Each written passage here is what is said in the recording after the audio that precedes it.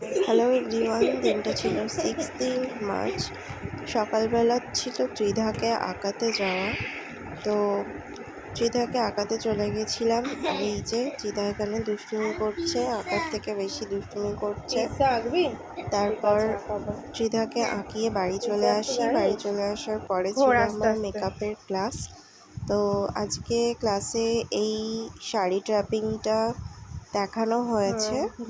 তো এটা হলো উষ্মি, তোমরা হয়তো ওকে দেখে থাকবে। ওর ওপর মাঝে মাঝে আমি মেকআপ করি, ও সাজতে আসে।